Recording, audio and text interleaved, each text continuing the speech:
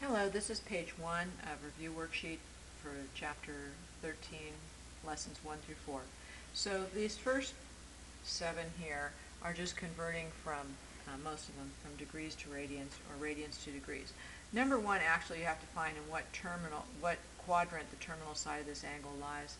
So, there's a lot of ways to do it. You could convert it to degrees and do it, but I just look at this is a big angle, way bigger than 2 pi. 2 pi would be 6/3 pi. So I just take away multiples of 2 pi. So I take away 6/3 pi and 6/3 pi, or 12/3 pi, which is like 4 pi, and get it down to 5/3 pi. And that I can see I would end up right here in quadrant 4. Then for all of these, I multiply. If I'm trying to eliminate degrees and get to radians, I multiply by pi over 180.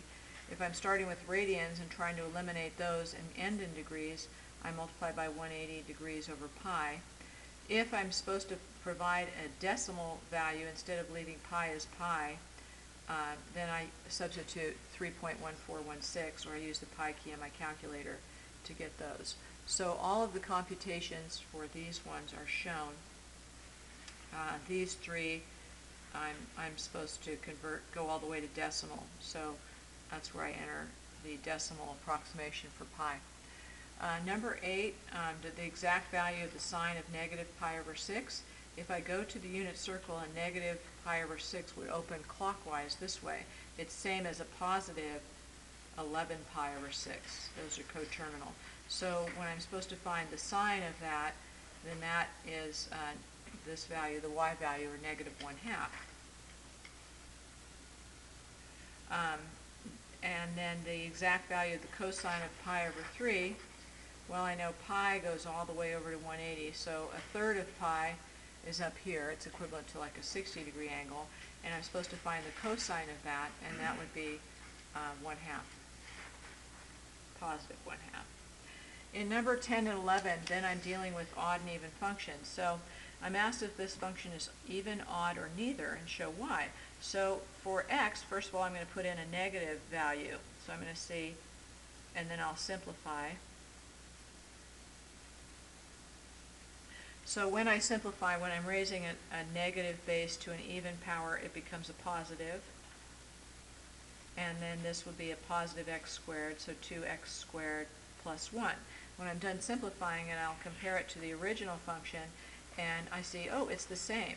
And what that means is that this is an even function by definition, and the reason is that when I input the opposite x value, I get out my same original y value or that I had in the beginning. So f of negative x is the same as f of x.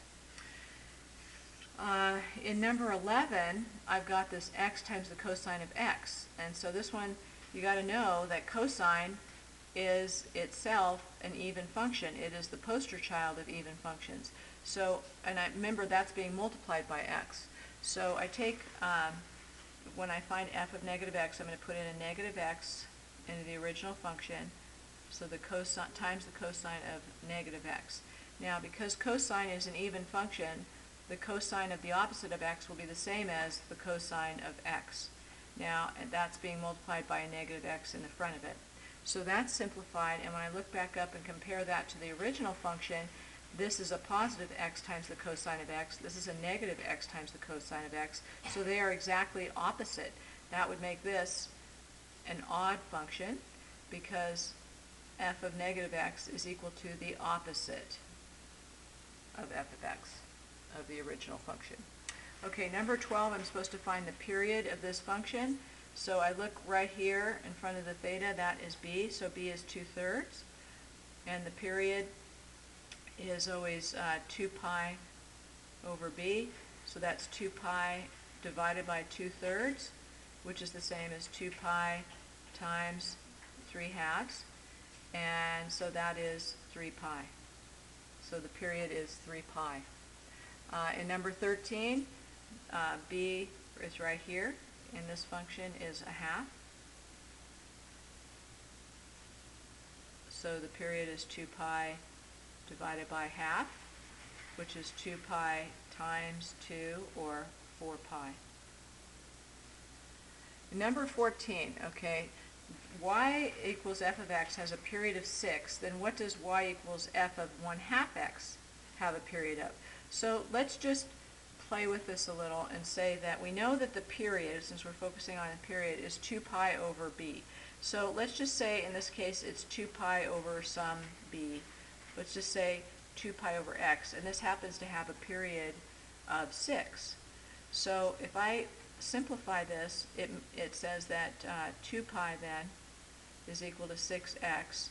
So dividing this, I get x is equal to 2/6 pi, or pi over 3.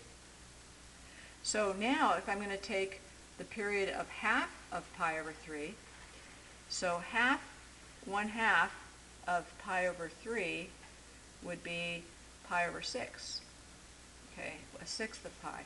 So now when I find the period of that, 2 pi over 6, that's equivalent to 2 pi times 6 over pi, and the pi's will cancel, and I would get 12.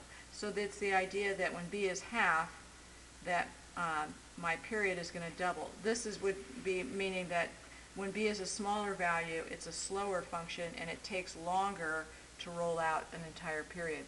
So using that same logic, if f of x has a period of 6, what's the period of f of x of 3?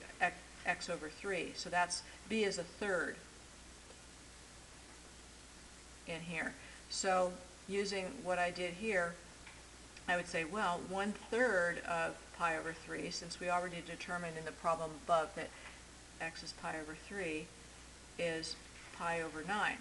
So the period would be 2 pi divided by pi over 9, which is 2 pi times 9 over pi, and those would cancel, and I would get 18. So again, when this is 1/3 of the original, then the period will stretch out by a factor of 3 times as long. Again, it's a slow function. Number 16, if f of x has a period of 8, what is the period of y equals 4f of x? Well, notice that the 4 is not modifying the x, it's modifying the y. This is really like the a in the function, and that's not going to have any change at all in the period, so the period will remain at 8.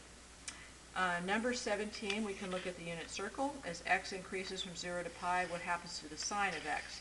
So as x goes from 0 over to pi, the sine of x, which is the y values, 1/2, root 2 over 2, root 3 over 2, 1. We can see that the sine increases, and then it goes right back down to 0. So up to 1 and then down to 0. So I would say that this that sine of x increases, then decreases.